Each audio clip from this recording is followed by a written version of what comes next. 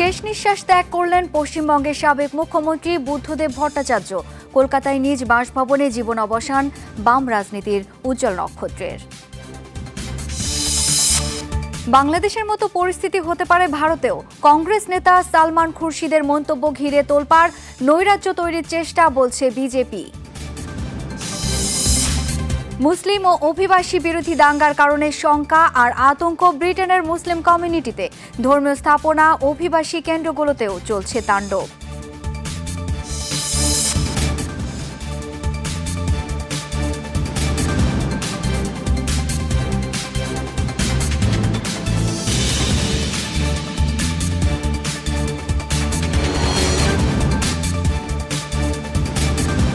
এতক্ষণ শিরোনাম দেখছিলেন, আপনাদের সাথে আছি আমি শাওন দত্ত।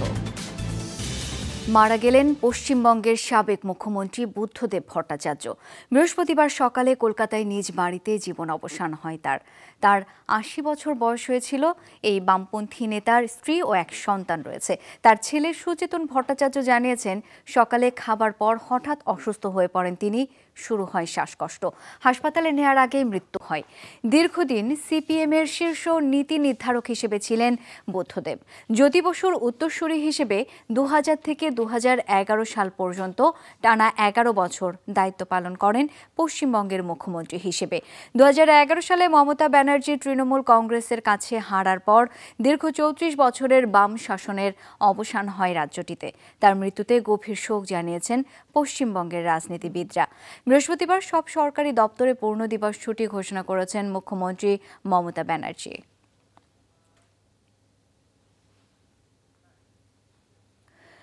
পশ্চিমবঙ্গের বাম রাজনীতির উজ্জ্বল নক্ষত্র ছিলেন বুদ্ধদেব ভট্টাচার্য। ৫ দশকের বর্ণময় রাজনৈতিক জীবনে পালন করেছেন বহু গুরুত্বপূর্ণ দায়িত্ব। সিপিএমের পলিট ব্যুরোর সদস্য কিংবা রাজ্যের মুখ্যমন্ত্রীর ভূমিকা, স্বকীয়তা আর আদর্শের প্রতিফলন ছিল সব ক্ষেত্রেই। ২০১১ সালে বিধানসভা নির্বাচনে তৃণমূল কংগ্রেসের কাছে হারের মধ্য দিয়ে ৩৪ বছরের বাম দুর্গের অবসান হয় পশ্চিমবঙ্গে। বুদ্ধদেব ভট্টাচার্যের মৃত্যুর মধ্য দিয়ে পরিসমাপ্তি হল আরেকটি অধ্যায়ের।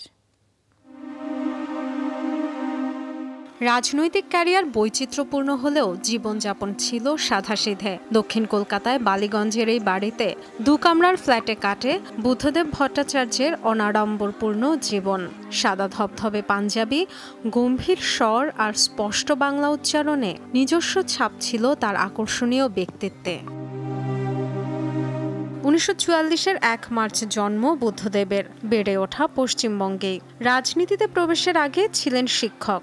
তরুণ বয়সী দীক্ষা নেন বামপন্থী আদর্শের। ৭২-এ সিপিএমের রাজ্য সম্পাদক হন তিনি। ৭৭-এ প্রথমবারের মতো নির্বাচিত হন বিধায়ক হিসেবে। ১৯৯৬ সালে রাজ্য স্বরাষ্ট্র দফতরের মন্ত্রী হন বুদ্ধদেব। ৯৯ সালে হন উপমুখ্যমন্ত্রী।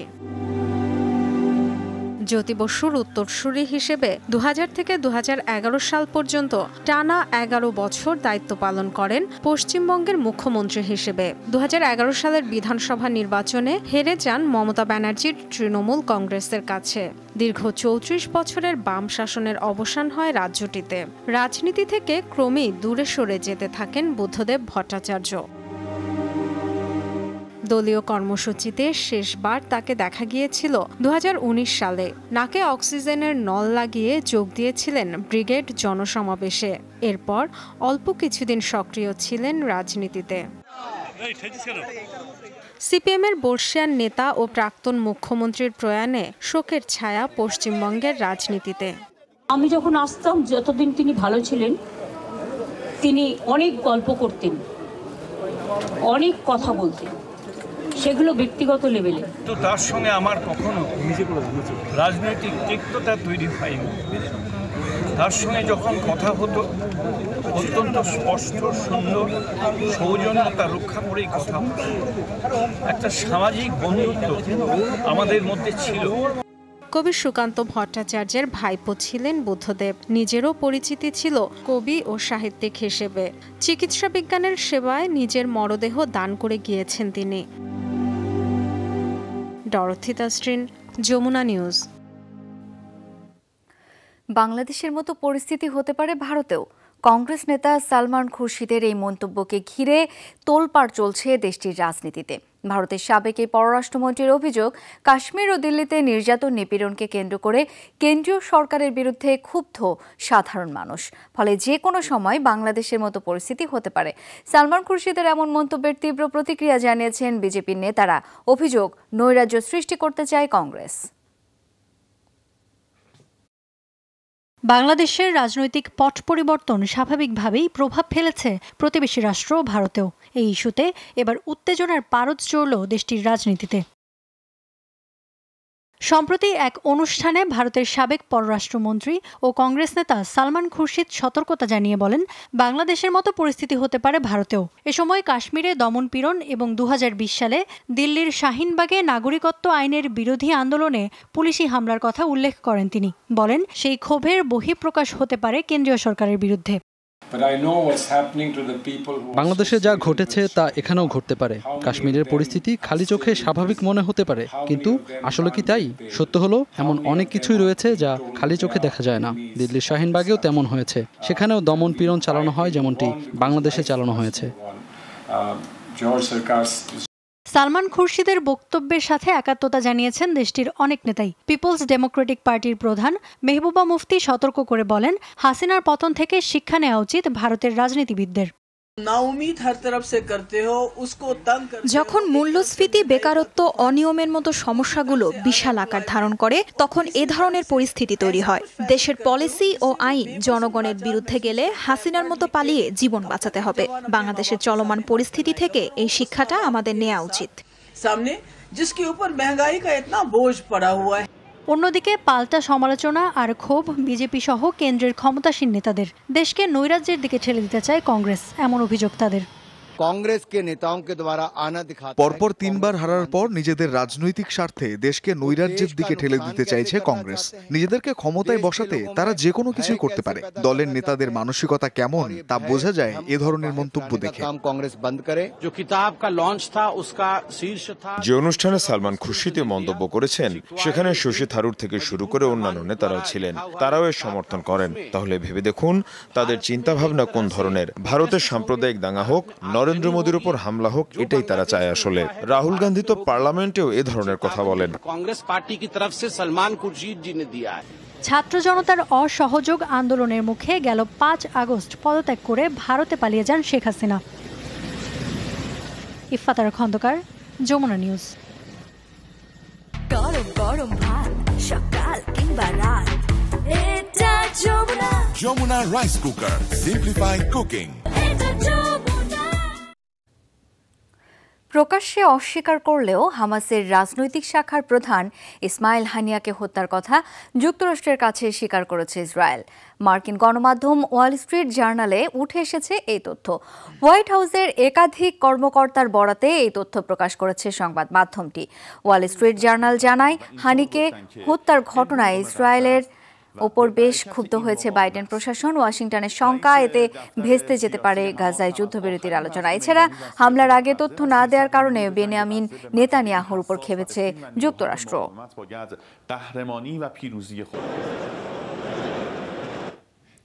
ইরানে হামাস নেতা ইসমাইল হানিয়াকে হত্যায় ইসরায়েলকেই দায়ী করল ইসলামিক সহযোগিতা সংস্থা ওআইসি। বুধবার সৌদি আরবের জেদ্দায় সংগঠনটির আয়োজিত জরুরি বৈঠক শেষে এক বিবৃতিতে তেল আবিবের বিরুদ্ধে এই অভিযোগ তোলা হয়েছে। এতে বলা হয়, দখলদার শক্তি ইসরায়েলি ইরানে গত সপ্তাহের জঘন্য হামলার জন্য দায়ী। এই হামলাকে ইরানের সার্বভৌমত্বের গুরুতর লঙ্ঘন আখ্যা দেয় ওআইসি।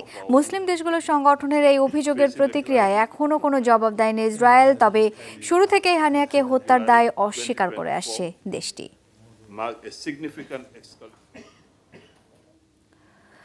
উপযুক্ত সময়ে যথাযথভাবেই হামাস নেতা ইসমাইল হানিয়া হত্যার জবাব দেবে ইরান, এমন হুঁশিয়ারি দিয়েছেন দেশটির ভারপ্রাপ্ত পররাষ্ট্রমন্ত্রী আলী বাঘেরি কানি। বুধবার সৌদি আরবে জেদ্দায় আয়োজন করা হয় ইসলামিক সহযোগিতা সংস্থা ওআইসির জরুরি বৈঠক। ইরান ও ফিলিস্তিনের আহ্বানে আলোচনায় বসেন সংস্থাটির সদস্যরা।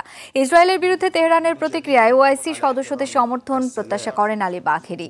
ইরানের পদক্ষেপ কেবল নিজ দেশে নয়, পুরো মধ্যপ্রাচ্যের প্রতিরক্ষা নিশ্চিতই জরুরি, এমন মন্তব্য করেন তিনি। এর আগে মধ্যপ্রাচ্যে যুদ্ধ ছড়িয়ে পড়া ঠেকাতে ইরানকে সতর্ক বার্তা দিতে ওআইসির দেশগুলোর প্রতি আহ্বান জানিয়েছে যুক্তরাষ্ট্র।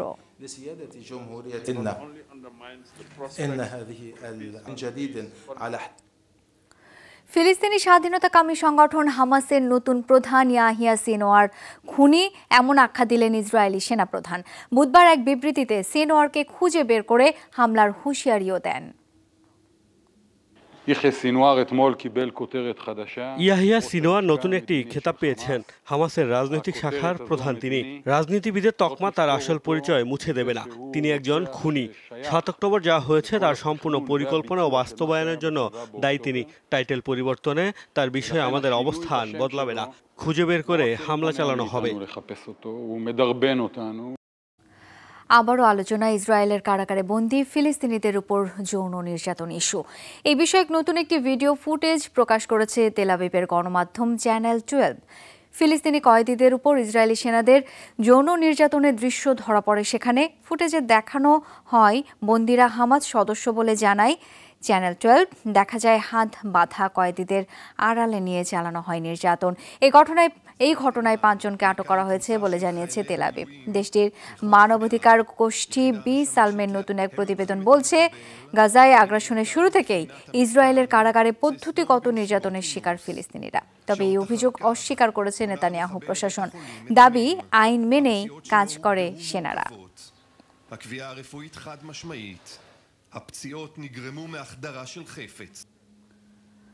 মুসলিম ও অভিবাসী বিরোধী দাঙ্গা সহিংসতার কারণে আতঙ্ক আর শঙ্কায় দিন কাটছে যুক্তরাজ্যে বসবাসরত মুসলিম সম্প্রদায়ের।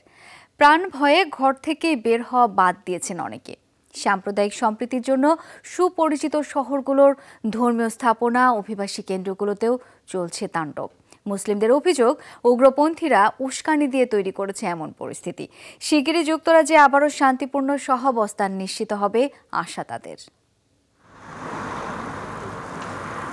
এই আল রাহমা মসজিদ লিভারপুলের সবচেয়ে বড় মসজিদ। 1 সপ্তাহ আগেও ধর্মপ্রাণ মুসল্লিদের পদচারণায় মুখর থাকা মসজিদটির এখন বেশিরভাগ দরজাই বন্ধ। হামলা শঙ্কায় বেড়েছে নিরাপত্তা বাহিনীর টহল। মসজিদ রক্ষায় পাহারা দিচ্ছেন তরুণ মুসলিম স্বেচ্ছাসেবীরাও। এদিকে সহিংসতার শঙ্কায় বন্ধ হয়ে গেছে আরেক প্রাচীন মসজিদ আব্দুল্লাহ কুইলিয়াম মসজিদও। স্থানীয় এবং সংখ্যালঘু সম্প্রদায়ের সহাবস্থানের জন্য বেশ সুনাম লিভারপুলের। অথচ 1 সপ্তাহ ধরে যুক্তরাজ্য জুড়ে কট্টরপন্থীদের যে সহিংসতার দাঙ্গা চলছে তা ছড়িয়ে পড়েছে এই শহরেও। একাধিক ধর্মীয় স্থাপনা, অভিবাসী কেন্দ্র ভাঙচুরের পাশাপাশি লুটপাট চলছে দোকানপাট, ব্যবসা প্রতিষ্ঠানে।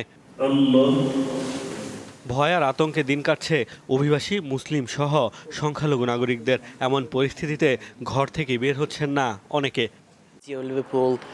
আমার জন্ম লিভারপুলে, আমার এখানেই বেড়ে ওঠা। এই শহরকে আমি ভালোবাসি, কিন্তু লিভারপুল সহ গোটা যুক্তরাজ্যে এখন যা ঘটছে, যেভাবে লুটপাট আর দাঙ্গা চলছে, তা আতঙ্কে। আমাদের প্রতিবেশীরা কঠিন এই মুহূর্তে পাশে দাঁড়াচ্ছে। কেউ এসে বলছে তোমাদের কেনাকাটা আমি করে দেব, কেউ বলছে যে কোনো প্রয়োজনে তাকে জানাতে। দেশে এখন যা হচ্ছে সেটি তারা সমর্থন করে না, কিন্তু তারা জানে এই পরিস্থিতিতে এখন আমার বাইরে যাওয়া নিরাপদ নয়। গোটা যুক্তরাজ্যে এখন একই চিত্র। গত 1 যুগের মধ্যে সবচেয়ে ভয়াবহ দাঙ্গার সাক্ষী হচ্ছে দেশটি। শত শত পুলিশ মোতায়েন করেও পরিস্থিতি পুরোপুরি নিয়ন্ত্রণে আসছে না। অভিযোগ উঠেছে উগ্রপন্থীরা উস্কানি দিয়ে শান্ত শহরগুলোকে অশান্ত করে তুলেছে। যা ঘটছে তা নিশ্চিতভাবে বর্ণবাদ, কিন্তু লিভারপুলে এমন বর্ণবাদ ছিল না। সব ধর্মবর্ণের মানুষ এখানে আমরা একসাথে থাকতাম। এর আগে কখনো এমন পরিস্থিতি এখানে দেখিনি। কিছু লোক উস্কানি দিয়ে মানুষের মধ্যে বিভাজন তৈরির চেষ্টা করছে। যুক্তরাজ্যের সাউথপোর্টে দুর্বৃত্তের ছুরিকাঘাতে নাচের স্কুলের 3 শিশুর মৃত্যুকে কেন্দ্র করে ছড়ায় এই দাঙ্গা। হামলাকারী অভিবাসী মুসলিম এমন গুজব ছড়িয়ে পড়ার পর অভিবাসন বিরোধী কট্টরপন্থীরা নেমে আসে রাস্তায়, যদিও পরে জানা যায় ওই হামলাকারী ব্রিটিশ নাগরিক। মোস্তফা মাহমুদ, যমুনা নিউজ। এদিকে বর্ণবাদ ও ফ্যাসিবাদ বিরোধী বিক্ষোভে উত্তাল যুক্তরাজ্যের রাজপথ। বুধবার দেশটিতে চলমান দাঙ্গার বিরুদ্ধে অবস্থানকারী ব্রিটিশ ও অভিবাসী নাগরিকরা বিশাল সমাবেশ করেছে। এ সময় অবিলম্বে কট্টরপন্থীদের যুক্তরাজ্য জুড়ে ফ্যাসিবাদী আচরণ বন্ধের দাবি জানান বিক্ষোভকারীরা। এই প্রতিবাদ সমাবেশে অংশ নেয় বিভিন্ন শ্রেণী, পেশা ও ধর্মবর্ণের মানুষ। 3 শিশুকে ছুরিকাঘাতে হত্যার ঘটনায় যুক্তরাজ্য জুড়ে গত 1 সপ্তাহ ধরে ভয়াবহ দাঙ্গা চলছে। ব্যাপক ভাঙচুর ও লুটপাট চালাচ্ছে দেশটির কট্টরপন্থীরা। এ পর্যন্ত 4 শতাধিক ব্যক্তিকে আটক করেছে পুলিশ।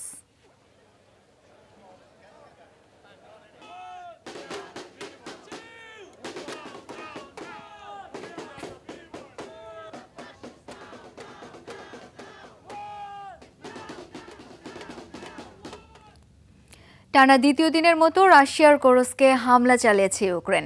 অঞ্চলটিতে জরুরি অবস্থা জারি করেছে মস্কো প্রশাসন।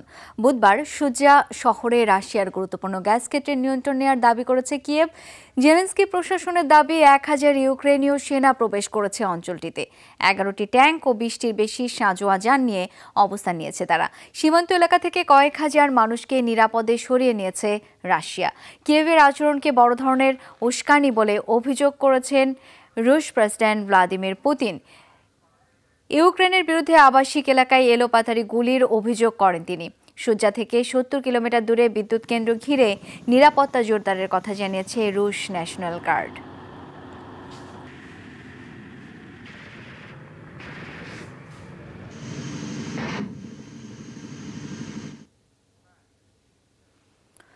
ইসরায়েলে মার্কিন সেনা পাঠানোর বিরুদ্ধে যুক্তরাষ্ট্রের 56% মানুষ, এমন তথ্য উঠে এসেছে সাম্প্রতিক এক জরিপে। শিকাগো কাউন্সিল পরিচালনা করেছে জরিপটি। প্রশ্ন করা হয়, ইরান হামলা চালালে ইসরায়েলে মার্কিন সেনা পাঠানো উচিত কিনা। ডেমোক্র্যাট সমর্থকদের মধ্যেই বিরোধিতার হার ছিল বেশি, তবে রিপাবলিকান সমর্থকদের 53% জানিয়েছে ইসরায়েলকে রক্ষায় সেনা পাঠাতে আগ্রহী তারা। তবে ইসরায়েল ও ফিলিস্তিনের শান্তিরক্ষী হিসেবে মার্কিন সেনা পাঠানোর বিষয়ে আপত্তি নেই বেশিরভাগের। এমন পদক্ষেপে সমর্থন জানিয়েছে 54% মানুষ। গত 21 জুন থেকে 1 জুলাই চালানো হয় জরিপটি।